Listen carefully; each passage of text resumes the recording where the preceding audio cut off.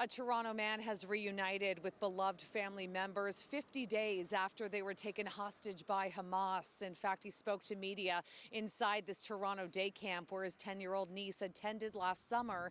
He talked about the fear and anguish of not knowing if they were dead or alive and the fight to bring them home. We heard nothing.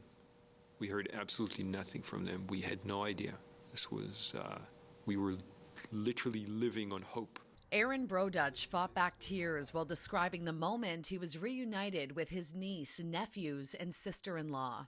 They were extremely thin. They were wearing the same clothes that they, were kidnapped in.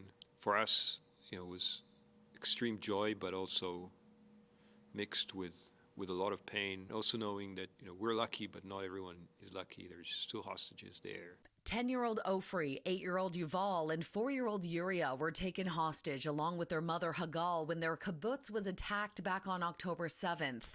Aaron says the community was destroyed and many were slaughtered. His brother, who was part of the security team, was caught up in fighting and narrowly escaped with his life.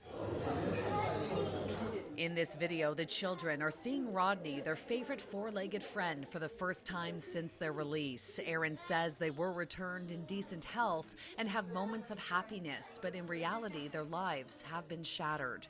I asked the kids, who did you miss the most? And they said their father, obviously. I said, who else? And they said Rodney. They're doing okay, but, there are pieces there that are not... they're not super happy. There's still a lot of trauma that we can already see. Out of respect for others, Aaron did not go into detail about what his family experienced or how they were treated during their time in Gaza, but did say the children were kept with their mother. Hagar, my brother's wife, she's the big hero in the story.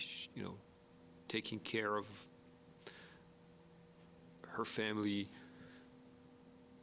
in captivity, in just a terrible situation, and not breaking down. And while this may be the happy ending they were all praying for, as talks continue to extend the ceasefire and bring home more hostages, Aaron says his heart breaks for those who are still waiting for word on their loved ones.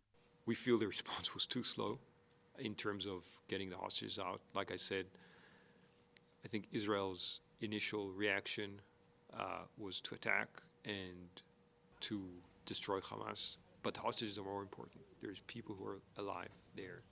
Aaron says his family members in Israel continue to protest outside the military headquarters and will not rest until every single hostage is released.